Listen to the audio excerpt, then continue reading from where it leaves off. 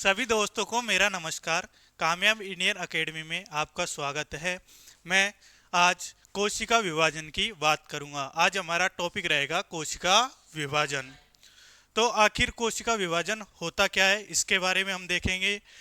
जैसे कि हमने पीछे पढ़ा है, क्या पढ़ा है, डीएनए के बारे में। हम एक कोशिका से देखेंगे कि कैसे बनती है। अब देखो, मैंने आपको बताया, आपको वापस माइंड में रिवाइज करना है। ये ध्यान रखना, सबसे मेन इंपॉर्टेंट होता है कि जहां मैंने शब्द लिखा और आपके वो रिवाइज हो जाए। सबसे मेन इंपॉर्टेंट शब्द यही होता है कि मैंने लिखा कोशिका द्रव, तो कोशिका द्रव के बारे में कम से कम वैज्ञानिक के नाम के बारे में प्लस में कोशिका अंगों के बारे में आपके दिमाग में आ जाए। तो मैं देखो, जैसे कि मैं बार बार इस चित्र को बना रहा हूं, लिख रहा हूं, तो मेरा उद्देश्य ये है आपके दिमाग में बैठ जाए। ये क्या होती है, कोशिका भित्ति। कोशिका भित्ति की खोज किसने की थी, कोशिका भित्ति। इसकी खोज सी नागेली ने की थी। इसमें क्या पाया जाता है, केंद्रक। केंद्रक की खोज किसने की थी, केंद्रक। केंद्रक की खोज किसने की, रॉबर्ट ब्राउन ने। इसके अंदर कोशिका ध्रुव पाया जाता है। कोशिका ध्रुव की खोज किसने की थी, कोशिका द्रव, इसकी खोज पुरकेंजे ने की थी। बेटा ये तीन शब्द और तीन नाम, ये तो माइंड में ऐसे बैठ जाने चाहिए कुंडली मार के। आपसे नाम आते ही तुरंत नाम आना चाहिए इसका, वैज्ञानिक का। इसलिए मैं बार बार रिपीट कर रहा हूं, खास तौर से, है ना। तो अब इसके अंदर कोशिका अंग जीव द्रव में क्या पाए जाते हैं, कोशिका अंग, जैसे कि माइटोकॉन्ड्रिया हो गया, गोल्जिकाएं होगी, अंतःप्रदिजालिका, ये सब इसके अंदर पाए जाते हैं। अब बात कर रहे हैं बेटा हम डीएनए की, जो कि केंद्रक में पाया जाता है। अब इस केंद्रक से हमने इस डीएनए को क्या किया, बाहर निकाला। बाहर निकाल के हमने जो संरचना बताई, अब आपको डिजिटल संरचना में लेके चलता हूं। मैंने कुछ ऐसा बताया आपको कि माइक्रोस्कोप में ऐसा दिखता है कि दो संरचनाएं निकाली। इसके ऊपर के पार्ट को क्या कहते हैं, मध्य पार्ट को, और जो डाउन पार्ट है, टेल पार्ट है, उसको टेलोमर। अब बेटा ये ध्यान रखना, जैसे कि इसको खींचा पहले तो ऐसे, जब सूक्ष्मदर्शी में अंदर तक देखा गया तो पहले तो ऐसी संरचनाएं दिखाई गई। ये क्या है, डीएनए। तो ऐसी संरचनाएं हमको दिखाई पड़ी। गुणसूत्र की बात कर रहे हैं। जब इसको और जूम करके या और अंदर तक देखा गया तो बेटा ऐसी संरचनाएं आई द्विकुंडलित। ठीक है, आपको दिख रहा है, ऐसी की ऐसी सूक्ष्मदर्शी में दिखी। फिर ये क्या हुआ, अलग हुई। जब इनको अलग किया दोनों को, तो ऐसी संरचनाएं कुछ दिखाई दी कि दोनों अलग अलग दिखाई दी। अब इनमें क्या होता है, पहली बात कि ये संरचनाएं आखिर जुड़ी किससे हुई होती है। मान लो कोई दो चीज हैं, वो किसी न किसी से जुड़ी हुई होती है। क्या दो चीज अलग अलग ऐसे बिना जुड़े जुड़ सकती हैं क्या, वो कभी जुड़ी हुई मानी ही नहीं जाएंगी। दोनों चीज किसी न किसी से जुड़े तो ही वो जुड़ी हुई मानी जाती हैं। तो बेटा ये डीएनए भी किसी न किसी बॉन्ड के द्वारा जुड़े हुए होते हैं। उस बॉन्ड की अपन बात करेंगे कि आखिर ये दोनों डीएनए किस बॉन्डिंग के द्वारा जुड़े हुए होते हैं। तो अब देखो बेटा, इनमें क्या होता है कि मैंने आपको बताया ये किससे बने होते हैं, न्यूक्लियोटाइडों से। आपको सिर्फ मेरी बातों को गौर से सुनना है। आपको एक मतलब थोड़ी सी देर में, 5 मिनट में आप मेरी बातों को गौर से सुनोगे तो आप इसके अंदर एक भी क्वेश्चन नहीं छोड़ोगे। पहली बात बेटा, न्यूक्लियोटाइडों से ये क्या बना होता है, पॉलीन्यूक्लियोटाइडों से ये डीएनए बना हुआ होता है। जैसे कि अपन किसी चीज को डिफाइन करते हैं कि ये किस चीज से बनी हुई होती है, जैसे कि इसको डिफाइन करें, ये टेबल किससे बनी हुई होती है, लकड़ी से। तो वैसे ही डीएनए क्या होता है, पॉलीन्यूक्लियोटाइडों से बना हुआ होता है। अब आपको एक सारणी के माध्यम से मैं समझाना चाहूंगा। जैसे कि ये डीएनए होता है, नेक्स्ट पेज ले लेते हैं। जैसे कि बेटा ये मैंने आपको द्विकुंडलित ऐसे डीएनए की संरचना बताई। ये क्या होता है, ऐसी डीएनए की संरचनाएं दिखती है। प्लस में ये दोनों संरचनाएं अभी मैं नाम लिखूंगा, ऐसे बॉन्डों के द्वारा जुड़ी हुई होती हैं। ऐसे बॉन्ड बने हुए होते हैं अंदर, उनके द्वारा ये जुड़ी हुई होती हैं दोनों। अब ये एक रस्सी के समान संरचना दिखाई दी। प्लस में अपन एक को ले कि कहें कि आपसे क्वेश्चन पूछे कि इसकी और इसकी जो ये लंबाई है ये कितनी होती है। एक हेलिक्स होता है, इसकी यहाँ तक की लंबाई कितनी होती है, ये लंबाई कितनी होती है, और इसकी जो ये दोनों जुड़ रहे हैं इनकी लंबाई कितनी होती है। इसकी लंबाई 20 एमस्ट्रॉन्ग होती है, 20 एमस्ट्रॉन्ग। जबकि ये यहाँ से और यहाँ तक की जो लंबाई होती है ना, वो कितने एमस्ट्रॉन्ग होती है, 34 एमस्ट्रॉन्ग होती है। ये वैज्ञानिकों ने खोजा, जांचा, जब जाके इतनी एमस्ट्रॉन्ग लंबाई बताई गई। अब अपन बात करेंगे कि जो ये डीएनए होता है ये आखिर जुड़ा किससे होता है। अब जब डीएनए को आरएनए का निर्माण करना होता है तो क्या करता है, आरएनए प्रोटीन का निर्माण कैसे करता है। अब मैं आपको कुछ शब्दों के बारे में बताता हूं, जैसे कि डीएनए। डीएनए से जब आरएनए का निर्माण होता है, आरएनए इसका निर्माण होता है, तो हम इसे क्या कहते हैं। तो इसका नाम याद रखना, ट्रांसक्रिप्शन।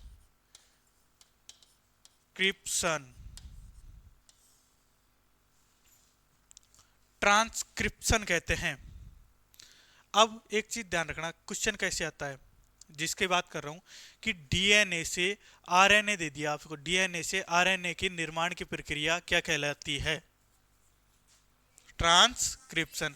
अब आपसे मान लो आरएनए से डीएनए बनने की, बेटा इनको समझाना चाह रहा हूं, वो समझना, एक बार मैं कहना चाह रहा हूं। जैसे कि डीएनए से आरएनए बना तो क्या हुआ, ट्रांसक्रिप्शन। अब मान लो क्वेश्चन ऐसे नहीं आके ऐसे आ गया, आरएनए से डीएनए निर्माण की प्रक्रिया, तो आपको सिर्फ कितना सा जोड़ना है, क्योंकि ये क्या है, विपरीत क्रिया हुई, तो यानी रिवर्स हुआ, तो रिवर्स ट्रांसक्रिप्शन। अब क्वेश्चन ऐसे ही घुमाते हैं बेटा, डीएनए से आरएनए बहुत कम, लेकिन आरएनए से डीएनए ज्यादा पूछा जाता है। क्यों, क्योंकि बच्चा कंफ्यूज होता है, क्योंकि ट्रांसक्रिप्शन तो पढ़ा हुआ है, लेकिन कभी आरएनए से डीएनए दिमाग से फिसला तो रिवर्स ट्रांसक्रिप्शन की जगह ट्रांसक्रिप्शन ऑप्शन में दिखा, वही करके आता है। डीएनए से आरएनए निर्माण क्रिया क्या होती है, ट्रांसक्रिप्शन। और आरएनए से डीएनए की निर्माण की क्रिया होती है reverse transcription. Reverse transcription. Okay. अब ध्यान रखो कि जैसे डीएनए ने आरएनए का निर्माण कर दिया है ना, अब आरएनए होता है वो क्या करता है, राइबोसोम का निर्माण करता है। जैसे कि राइबोसोम, अब आरएनए से क्या बना, आरएनए, आरएनए से क्या बना, राइबोसोम।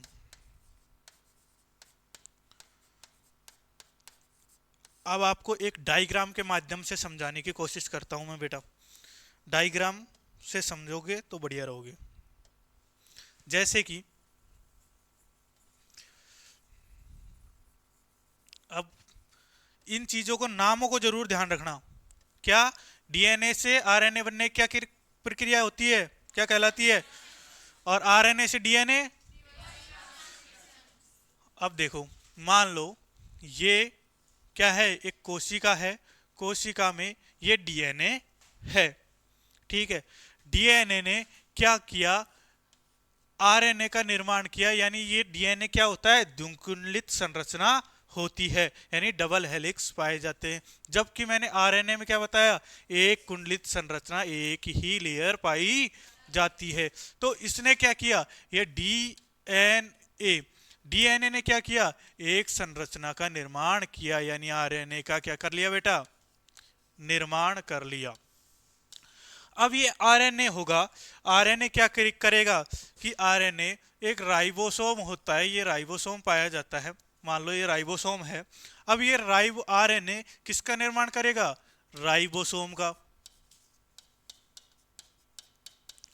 अब राइबोसोम क्या करेगा? राइबोसोम मैंने आपको बताया कि जब इसमें कौन कौन से पाए जाते हैं? एमआरएनए, टीआरएनए और क्या पाए जाते हैं? आरआरएनए।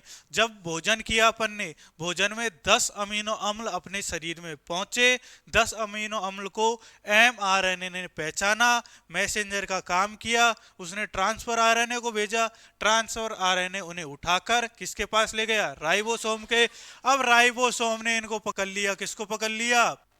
जो किस जो आए थे ना अमीनो अम्ल, अमीनो अम्लों को, अमीनो अम्लों को क्या कर लिया? पकड़ लिया। अब अमीनो अम्लों को पकड़ के ये क्या करेगा? प्रोटीन का निर्माण करेगा, सीधा सीधा। तो इसने क्या किया? प्रोटीन का निर्माण किया। अब कहें क्वेश्चन इसी डायग्राम से समझ लेना, कम से कम इसमें 4 या 5 क्वेश्चन छुपे हुए हैं। पहली चीज, आर डीएनए से आरएनए का निर्माण, आरएनए से राइबोसोम का निर्माण, राइबोसोम से अमीनो अमीनो अम्ल जुड़ने किसके द्वारा? एमआरएनए के द्वारा, एमआरएनए से प्रोटीन का निर्माण। एक डायग्राम में मैं 5-6 लाइनों को समेट के बता रहा हूं आपको। यदि इस डायग्राम के माध्यम से नहीं समझ पाई तो ये ध्यान रखना, फिर तो वैज्ञानिक नाम कभी याद ही नहीं हो सकते। इन चीजों की बात कर रहा हूं बेटा। अब देखो मैं आपको एक डायग्राम समझाऊं।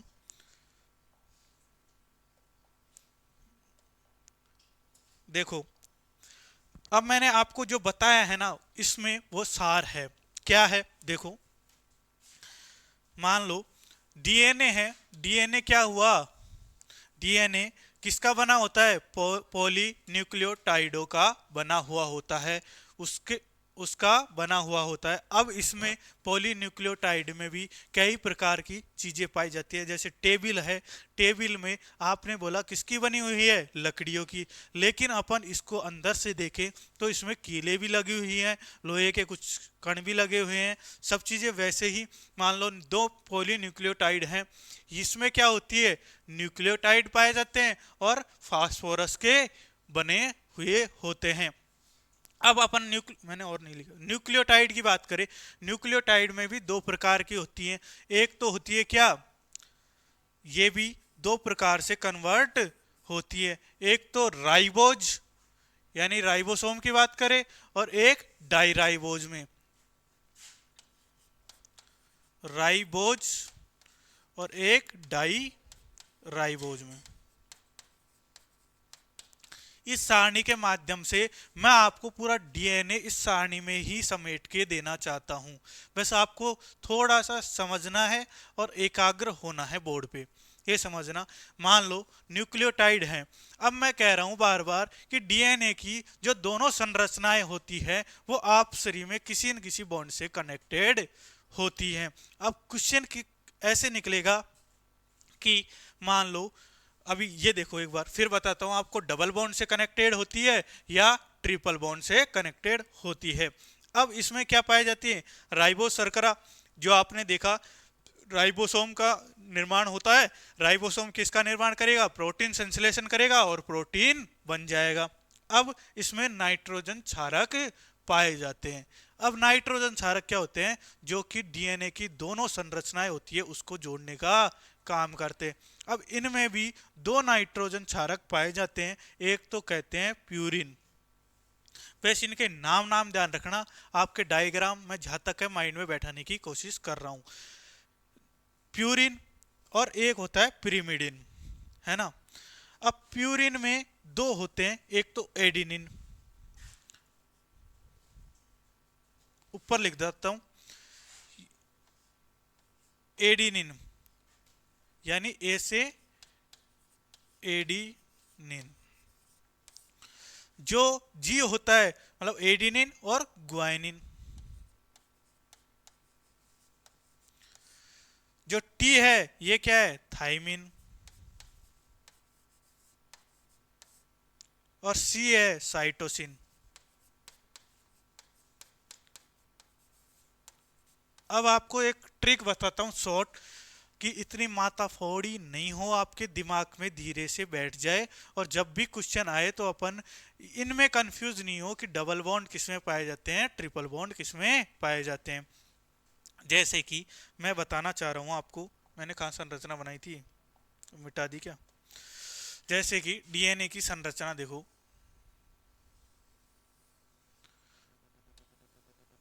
ये संरचना है।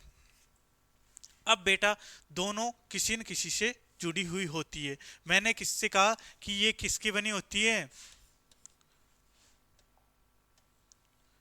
पॉली, अरे बेटा अभी बताया तो सही, थो, थोड़ा सा एक बार दिमाग लगाओ, पॉली न्यूक्लियो ट्राइड की,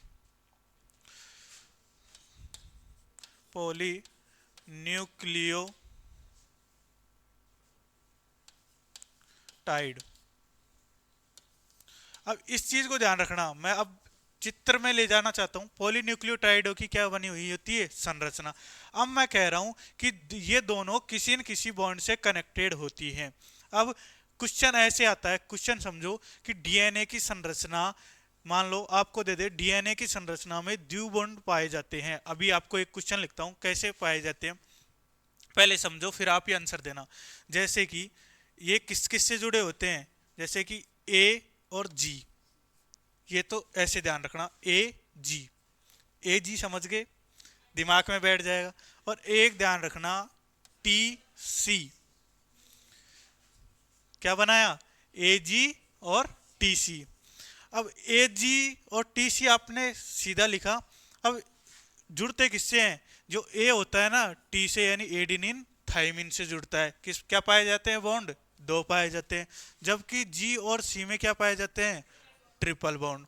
अब आपसे कभी भी ये ध्यान रखना, ए जी टी सी, ऊपर दो बॉन्ड, नीचे ट्रिपल बॉन्ड। अब आपसे क्वेश्चन आ जाए कि डीएनए में, बेटा यही आंसर मैं आपसे मांगूंगा जब क्वेश्चन दूंगा ना, आपको बच्चों कैसे लगेंगे, मैं समझाने में माथा फोड़ी इसीलिए कर रहा हूं, आपके एक बार दिमाग में बैठ गए ना, आपको बच्चों कैसे क्वेश्चन लगेंगे। अब क्वेश्चन कैसे आता है आप समझो कि डीएनए में द्विबॉन्ड बॉन्ड पाए जाते हैं। अब ऑप्शन ए दे दिया, आप कंफ्यूजन होने की आवश्यकता ही नहीं है, ऑप्शन एक दे दिया, G C B A T C G T और डी ए जी। अब आपको सिर्फ यदि ये ध्यान है, आपने ऐसी संरचना बनाई है, दिमाग में है, तो आप करेक्ट आंसर, मतलब क्वेश्चन को समझ के करेक्ट आंसर दोगे। यदि आपको ये चीजें ध्यान नहीं है तो ये सबका जो टीचर भी होते हैं ना, यदि उनके माइंड से फिसल गया ना तो ये हमेशा गलत होता है, यदि उन्होंने ट्रिक से याद नहीं किया हो तो।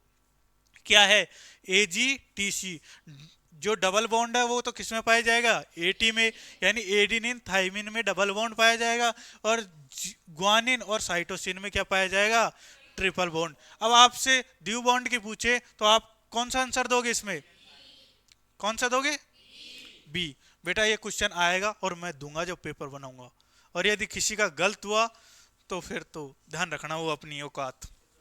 अब देखो कैसे बॉन्ड बनते हैं, जैसे कि ए है, ए डबल बॉन्ड बनाएगा एडिनिन, किससे बॉन्ड बना लेगा, थाइमिन से, तो ये जुड़ गए। जी है, जी किससे ट्रिपल बॉन्ड बना लेगा, सी से।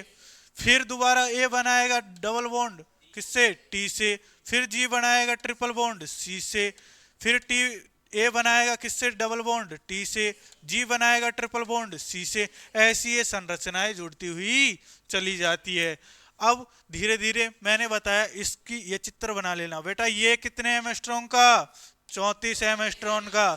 जबकि ये चौड़ाई होती है इसकी, ये कितने एमस्ट्रॉन की, 20 एमस्ट्रॉन की होती है। ये आपके माइंड में बैठ जाएगा तो क्वेश्चन चुटकियों में हल हो जाएगा। अब दूसरी बात, हाँ जी कोई समस्या। अब मैं बात कर रहा हूं किसकी, ए जी टी और सी। अब आपको करना क्या है, थोड़ी सी देर लगानी है बस, पहले ये चित्र मैंने कल बनवा दिया है ना। डीएनए की संरचना डालो, ये फटाफट छाप दो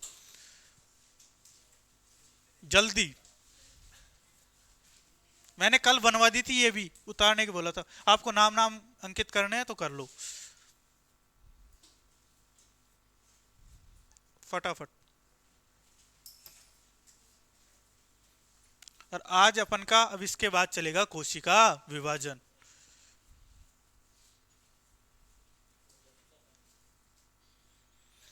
उतारने में टाइम बहुत कम चाहिए होता है, सिर्फ मैं ही टाइम ले सकता हूं, आप टाइम नहीं ले सकते, इसलिए जल्दी उतारो। टाइम तो हर चीज में लगता है बेटा, ये तो मैं भी आपकी भावनाओं को समझता हूं, लेकिन फिर भी मैं, आपको तो कम ही लगता होगा। खैर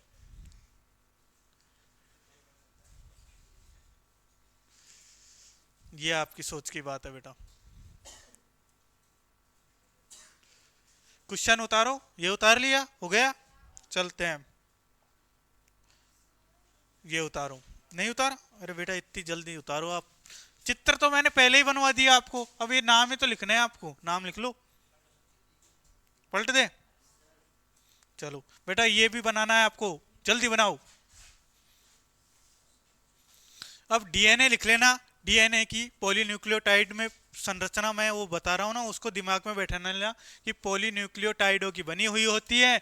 इनमें क्या पाए जाते हैं, नाइट्रोसाइड पाए जाते हैं, जिनमें एक तो राइबोस शर्करा, दूसरी इसमें प्यूरिन। उतारो पहले, आपका उतारने में ध्यान है, मैं बक रहा हूँ ऐसे ही बक रहा हूँ कि भाई देखो ये पाया जाता है, ये पाया जाता है, ये पाया जाता है, यानी बोल रहा हूं बेटा। लो बेटा, लेकिन फटाफट उतारो। ये शॉर्ट में इसलिए लिखा है, आप इसको ऐसे ही डिफाइन करना, लेकिन पढ़ते टाइम इसको थोड़ा साइड में लिख लेना। जब आप पढ़ो तो ये मत देखना, बस आपको यही देखना है, ए एडिनिन, जी ग्वाइनिन, टी और सी, आपको नाम ध्यान रह जाएंगे बार बार। हाँ जब याद नहीं हो तो आप इनको देख सकते हो। हाँ बेटा लिख।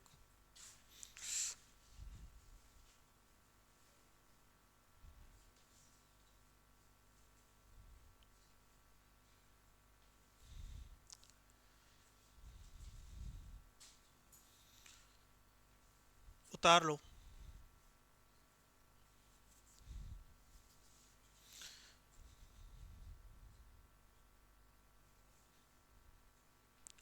अब अपन पढ़ेंगे कोशिका विभाजन के बारे में।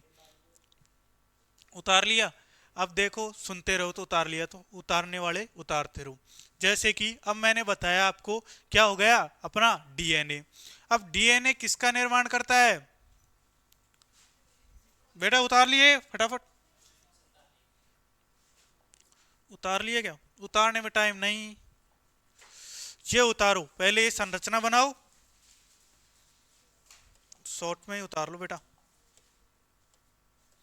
क्या बनाओगे, ये संरचना बना लो। और नाम देखो, जब डीएनए से आरएनए बनता है तो क्या कहलाता है, ट्रांसक्रिप्शन। Very good.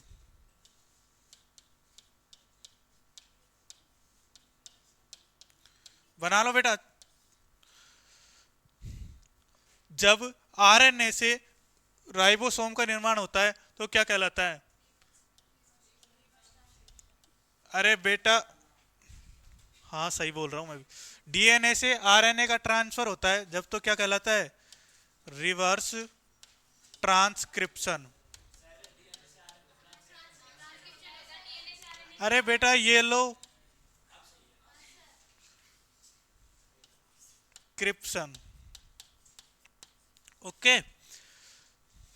अब जब आरएनए से राइबोसोम का निर्माण होता है तो यानी ये क्या करने का कार्य करेगा, पढ़ेगा, तो ये पढ़ेगा तो इसको क्या कहते हैं, ट्रांसलेशन।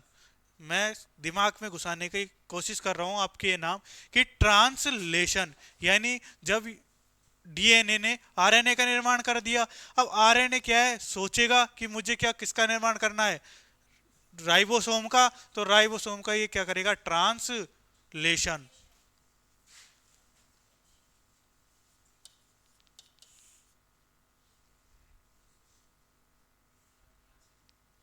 एक मिनट बेटा, इसको मात दिखेगा नहीं आपको।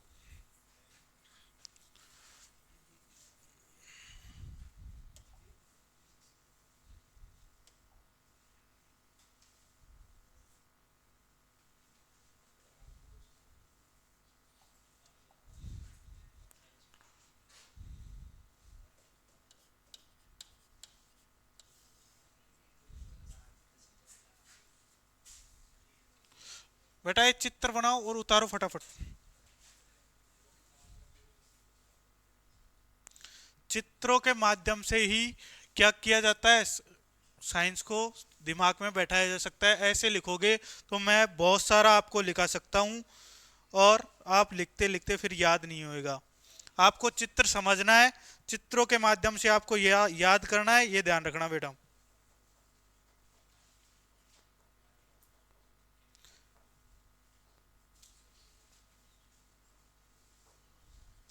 उतारने में कंजूसाई मत करो बेटा।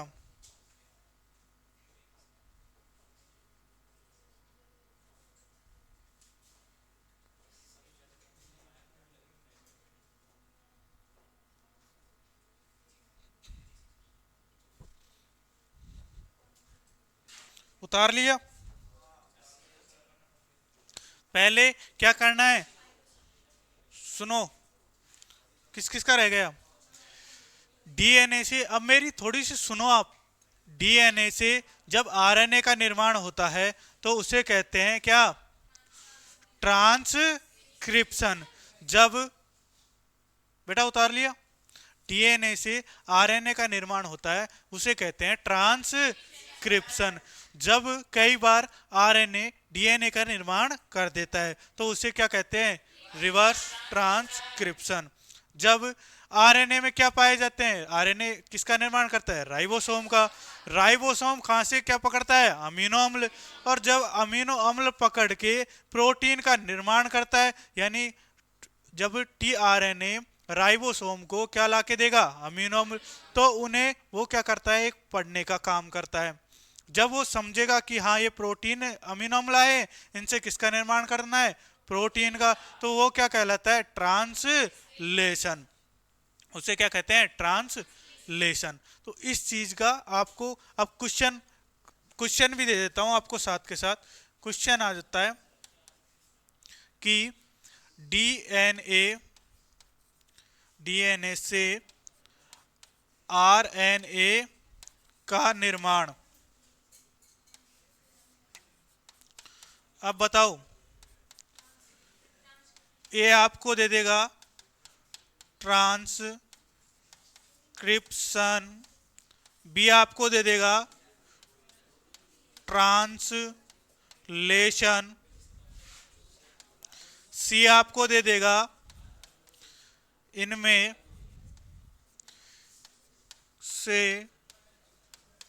कोई नहीं, और डी क्या दे देगा आपको, रिवर्स ट्रांसक्रिप्शन। तो ऐसे क्वेश्चन बनेंगे आपको, सीधे सीधे ऐसे क्वेश्चन बनेंगे। फिर दूसरा क्वेश्चन क्या बनेगा कि आरएनए आरएनए से डीएनए डीएनए का निर्माण। आंसर आप लिख लेना, ठीक है। तीसरा क्वेश्चन आपको बेटा एक एक चीज समझा रहा हूं, यदि फिर भी आपके समझने में नहीं आई कि इससे क्या होता है तो फिर तो ये ध्यान रखना।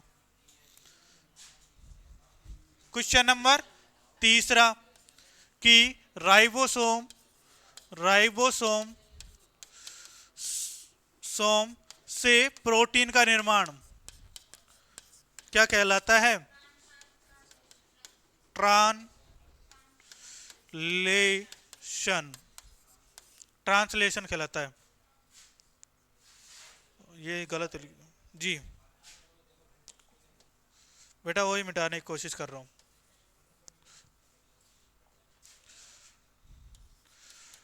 ट्रांसलेशन ये आपको ध्यान में रखने, जो क्वेश्चन डायरेक्ट आते हैं वो चीजें मैं आपको डायरेक्ट बता रहा हूं। अब ये ध्यान में नहीं रहा तो फिर तो शायद हो सकता है आपके नहीं रहे। चलो अब चीज समझते हैं अपन आरएनए के बारे में। आरएनए की मैंने आपको लिखा दिया आरएनए के बारे में, तो बात करते हैं आर एन ए। पहली चीज, छोटी सी चीज क्या लिखनी है? आरएनए की फुल फॉर्म क्या होती है? राइबोज, राइबोज न्यूक्लिक अम्ल, राइबोज न्यूक्लिक लिखो साथ के साथ, ये आपको पता है जो तो। ये क्या होती है? एकल संरचना होती है, यानी इसका निर्माण जब डीएनए से आरएनए का निर्माण होता है तो क्या होती है? ट्रांसक्रिप्शन। ये होता है आरएनए। आरएनए किसका निर्माण करता है? राइबोसोम पाए जाते हैं। राइबोसोम से किसका निर्माण करता है? प्रोटीन का निर्माण करता है। राइबोसोम की एकल संरचना होती है। दूसरी पॉइंट लिखना, डीएनए से आरएनए, यानी किसके क्या कौन सी होती है? ट्रांसक्रिप्शन। तीसरी चीज क्या लिखना है? ये राइबोज शर्करा पाई जाती है। राइबोज शर्करा पाई जाती है।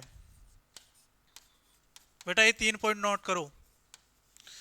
ये कितने प्रकार के होते हैं? ये चीजें जरूर ध्यान रखना। ये 3 प्रकार के होते हैं, मैंने आपको समझा दिया, लिखने का काम है बेटा। M R N A. यदि गलती से मैं किसी से पूछ लूं एम आर एन ए क्या काम करता है, यदि वो नहीं आता उसको, तो फिर मेरे से बुरा और कोई नहीं होगा, क्योंकि इतनी बार मैं आपको दिमाग में घुसाने की कोशिश कर रहा हूं। एम आर एन ए बेटा इसमें लिखना, यह अमीनो अम्लों को पहचान कर टीआरएनए को प्रदान करता है या टीआरएनए तक पहुंचाता है। फिर लिखना टीआरएनए, देखो तुम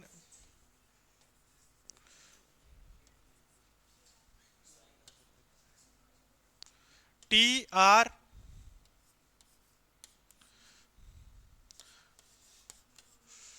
राइबोज न्यूक्लिक अम्ल। टीआरएनए क्या करता है? टीआरएनए मैसेंजर द्वारा पहचाने गए अमीनो अम्लों को पहचान कर यह राइबोसोम तक पहुंचाने का कार्य करता है। बेटा ये लाइन ऐड कर लो, बहुत से को याद नहीं होता। टीआरएनए अमीनो अम्लों को, सीधा लिखो, टीआरएनए अमीनो अम्लों को परिवहन का कार्य करता है, यह राइबोसोम तक पहुंचाता है। अपनी अपनी लैंग्वेज में जो याद हो जाए, बस इतना ध्यान रखना, यह अमीनो अम्लों को एमआरएनए से लेकर राइबोसोम तक पहुंचाता है। क्वेश्चन ऐसे आएगा, सिर्फ क्वेश्चनों का लैंग्वेज बदलेगी। जिस चीज के बारे में बात कर रहा हूं आपके दिमाग में डालने की कोशिश कर रहा हूं। अब लिखो आप आरएनए। ये क्या करता है? अमीनो अम्लों को टीआरएनए से लेकर प्रोटीन का निर्माण करता है।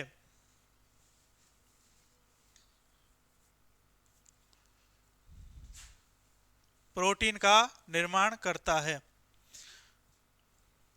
बेटा ये बिल्कुल बेसिक लिखा रहा हूं, बिल्कुल इन चीजों को ध्यान रखना।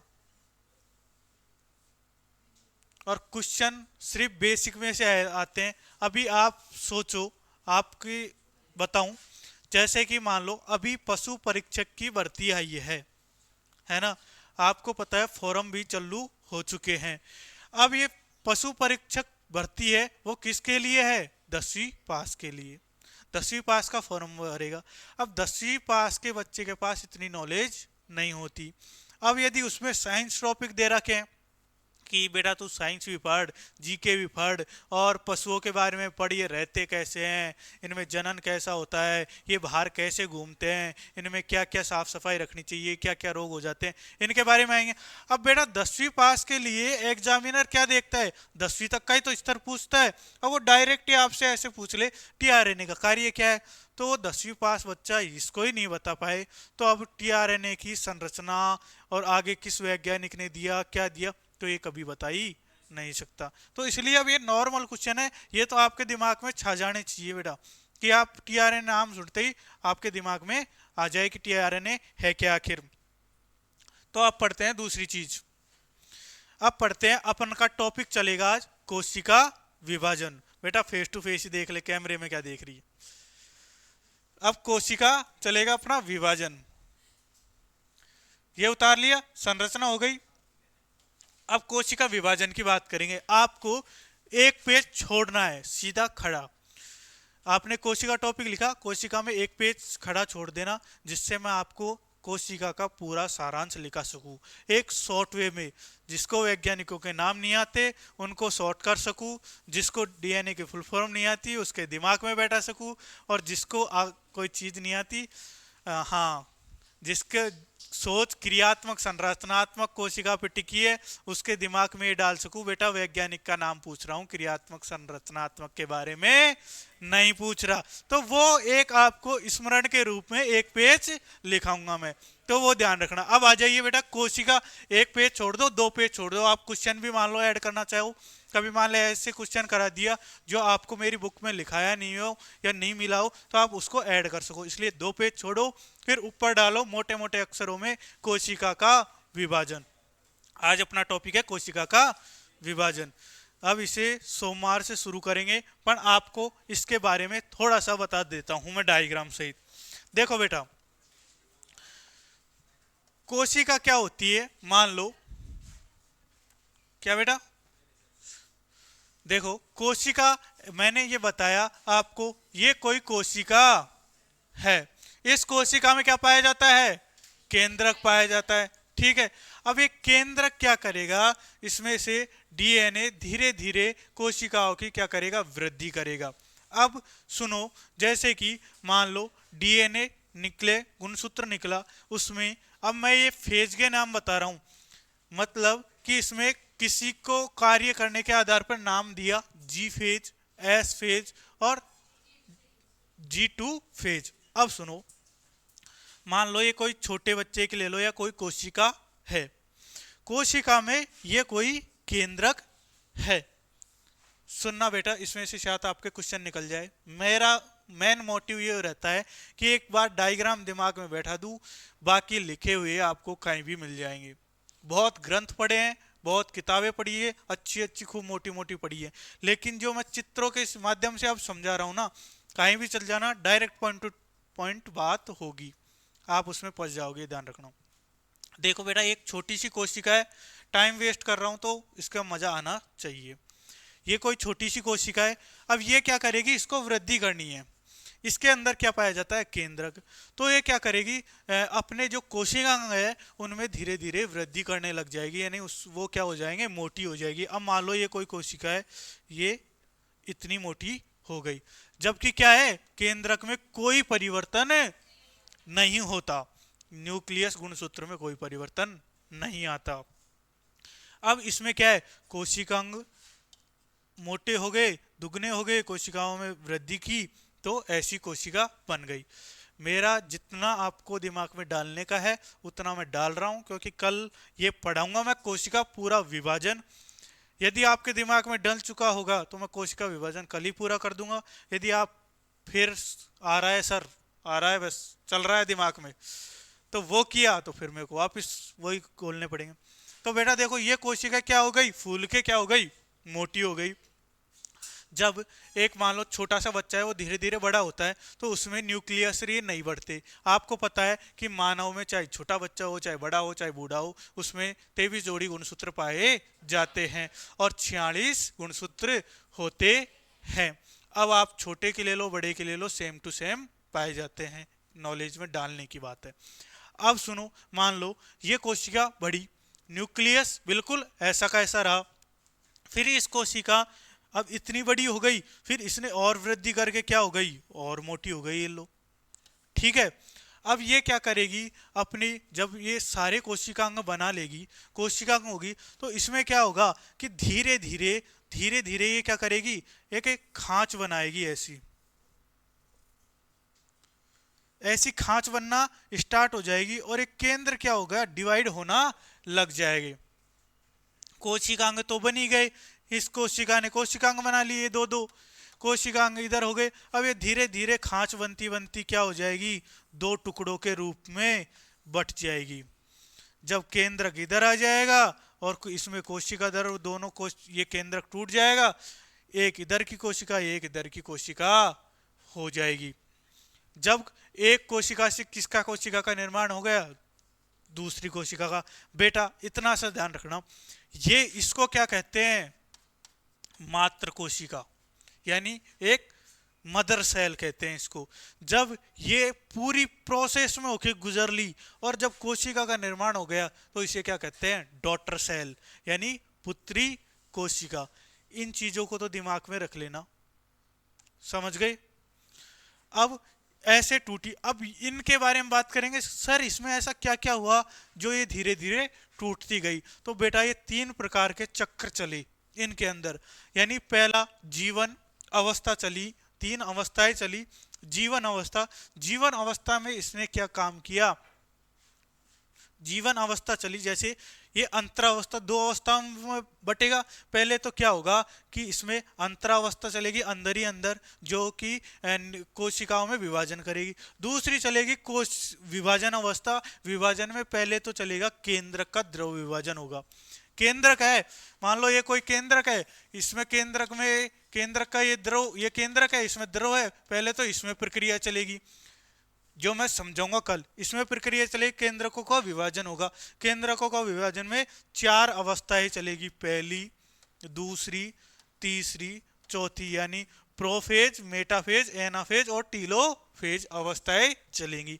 अब हम समझेंगे इसमें सर कैसे कैसे क्या होगा।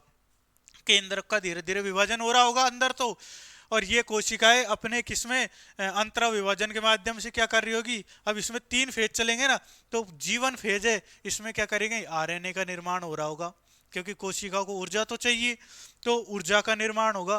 केंद्रक झिल्ली के नष्ट होना प्रारंभ हो चुकी होगी, आपको समझाऊंगा जब मैं चित्र बनाऊंगा, और एटीपी ऊर्जा का निर्माण हो रहा होगा। अब ये शॉर्ट में इसलिए बता रहा हूं क्योंकि क्वेश्चन ऐसे आएगा, समझो मेरा मेन मोटिव है वो ये है कि आपका जो क्वेश्चन आए वो सॉल्व हो जाए, क्योंकि आपको पीएचडी कम और नौकरी ज्यादा प्राप्त करनी है। अब क्वेश्चन कैसे आएगा कि जीवन अवस्था में, जीवन अवस्था या जीवन फेज में किसका निर्माण होता है, आपको क्वेश्चन दे दिया जाएगा।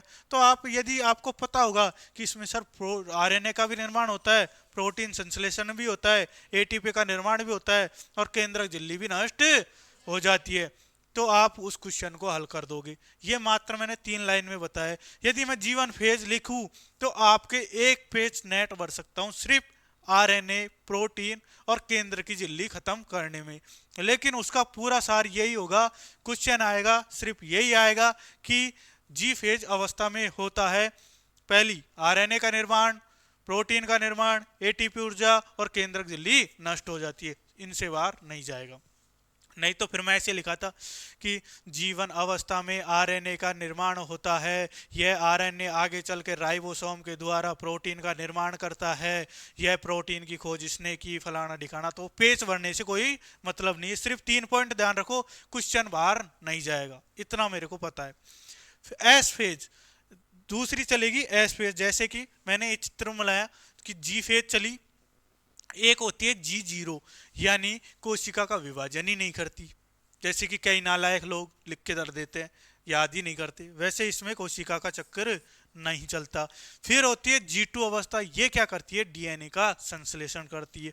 अब क्वेश्चन ऐसे आ जाए कि एस फेज में किसका संश्लेषण होता है, उसमें दे दे आरएनए, प्रोटीन, राइबोसोम और न्यूक्लियोसोम कुछ भी दे दे, तो आपका आंसर होना चाहिए डीएनए का संश्लेषण करती है। मात्र 3 वर्डों में मैंने ये चीज समझा दी आपको कि बेटा ये फेज जब चलती है तो डीएनए का संश्लेषण करती है। इसके अलावा चौथा क्वेश्चन नहीं बनेगा, या फिर ऐसे बनेगा, क्वेश्चन तो यही बनेगा, 100% क्वेश्चन यही बनेगा, लेकिन लैंग्वेज चेंज हो सकती है। लैंग्वेज कैसे बनती है कि अभी आपसे मैंने पूछा कि एस फेज अवस्था में किसका निर्माण या किसका संश्लेषण होता है, आप मेरे को आंसर दोगे डीएनए का। लेकिन एग्जामिनर के दिमाग खराब हो गया कि एग्जामिनर सोचे मैं ये क्वेश्चन क्यों पूछूं।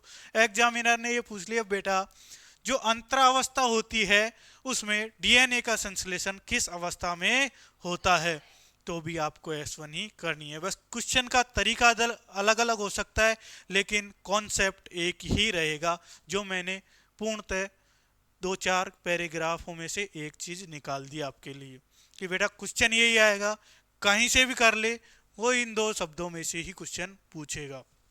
दूसरी बात, G2 अवस्था क्या करती है। अब मैंने बताया कि पहली जीवन चली, इसने क्या किया, प्रोटीन का निर्माण कर लिया, एटीपी का निर्माण कर लिया और कोशिका झिल्ली को खत्म कर दी। फिर एस फेज आई, इसने क्या कर लिया, नए डीएनए का निर्माण कर लिया, अलग कोशिका में बट गई। फिर क्या हुई, G2 अवस्था चली। अब G2 अवस्था क्या करेगी, ये भी तो दादागिरी दिखाएगी खुद की।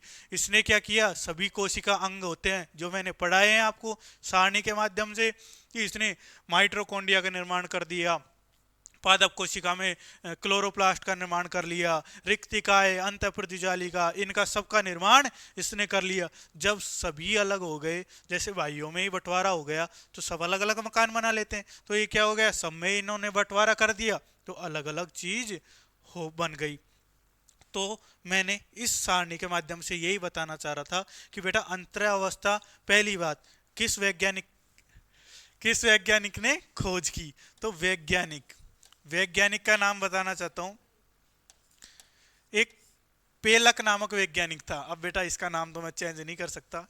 पेलक नामक वैज्ञानिक था। इसने कहा कि इसमें जीवन फेज चलती है, एस फेज चलती है और G2 फेज चलती है। फिर बात करेंगे, अपन ने 2 डिवाइडेशन किए कि एक तो अपने क्या है, जैसे कि 2 भाई हैं, 2 भाइयों में बंटवारा चल रहा है, तो जो सरपंच होते हैं, मतलब कि जो गांव के या फिर कहीं भी जाओ, कोई 2 आदमियों को बंटवारा एक बीच में मीडिएटर जरूर करता है। जैसे कि अंतरा अवस्था है। अब अंतरा अवस्था में क्या है, विभाजन चलता रहा, जैसे कि कोई आदमी है वो उनका धन बांटता रहा, ये तेरा, ये तेरा, ये मकान तेरा, ये बर्तन तेरा, वो बांटने का काम इधर चलता रहेगा अंतरा अवस्था में। और दोनों भाइयों की लड़ाई यहाँ चलती रहेगी, क्योंकि लड़ाई हुई जब भी तो बंटवारा हुआ, तो वो लड़ाई यहाँ चलेगी कि केंद्र द्रव का विभाजन कर लेंगे वो खुद का ही, कि बहन तेरी, ये बहन मेरी, इस रिश्तेदारी में मैं जाऊंगा, इस रिश्तेदारी में मैं जाऊंगा, कर लेते हैं ना। तो वो काम इधर चलता रहेगा दोनों के बीच में। बंटवारा तो कौन कर रहे हैं, जो बैठे हैं बीच में, वो बंटवारा करने में व्यस्त है आराम से। उन्होंने तो बंटवारा कर दिया, ये तेरा और ये तेरा, दोनों अलग हो जाओ, दोनों का अलग अलग हो जाएगा। अब ये क्या करते हैं, भाइयों में तो चलती रहेगी, तो भाई क्या करेंगे, कोशिका द्रव का विभाजन करेंगे और केंद्र का विभाजन करेंगे, यानी खुद के अंदर ही विभाजन कर लेंगे कि ये मैंने बता दिया, ये बहन तेरी, इसके मैं जाऊंगा, इसके बाद मैं भरूंगा, इसके तू भर देना, वो हो जाएगा। और जो मतलब कोशिका द्रव में, जो कोशिका द्रव साइटोप्लाज्म बात की, तो उनका विभाजन चलता रहेगा। हाँ, ये छांटने वाले भी तो होते हैं कि भाई मान लो एक मीडिएटर ने आके दोनों भाइयों का बंटवारा कर दिया, है ना, फिर छांटते भी तो हैं, ये मैं लूंगा और ये तू ले, है ना। तो उसी प्रकार कोशिका द्रव विभाजन, जैसे साइटोप्लाज्म में माइटोकॉन्ड्रिया, गोल्जिकाएं, अंतःप्रतिजालिकाएं ये पाई जाती हैं, तो इनका विभाजन होगा। इनका विभाजन 2 प्रकार से होगा। पहली बात तो कि कह दे दोनों भाइयों के मकान में, यार तुम दोनों अलग अलग क्यों बनाते हो, एक ही सीधी क्या खींच लो, दीवार खींच लो, तो एक तो पट खींच लो। तो एक विभाजन तो कोशिका पट के माध्यम से, कोशिका पट, बेटा दिमाग में घुसा रहा हूं, इसको घुसा लेना और दिमाग में ऐसा बैठा लेना, ये सारणी के माध्यम से ही पूरा कोशिका विभाजन खत्म हो जाए, नहीं तो बहुत रामायण है इसमें, बहुत दिमाग में बैठेगी नहीं। कोशिका पट बन जाता है। और एक होता है कि एक तो कह दिया कि दीवार खींच लो, एक होता है कि अपने क्या कर लो, अलग ही कर लो बिल्कुल। तो क्या बना लो, अपनी खांची बना लो। तो कोशिका, जैसे कोशिका में ये कोशिका क्या बन गई, खांच बन गई। तो इसलिए अलग अलग ही कर लो कि तू अलग मकान, मैं तेरा अलग मकान। तो एक क्या होती है, कोशिका खांच के माध्यम से।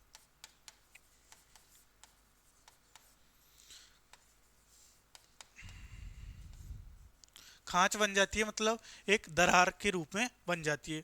मेरा मेन मोटिव यही था समझाने का। अब इसको उतारो। पहली, प्रोफेज अवस्था। अब कोशिका द्रव क्या करेगा, इसमें भी तो अवस्थाएं चलेंगी, इनको बताऊंगा। प्रोफेज अवस्था, मेटाफेज अवस्था, एनाफेज अवस्था और टीलोफेज। इन चीजों को आपको उतारना है, यानी आपका 90% कोशिका विभाजन खत्म। समझ में आया है या नहीं, इसके बारे में मैं चर्चा करूंगा। आज की क्लास अपनी यहीं खत्म होती है, अपन कल बात करेंगे। Thank you.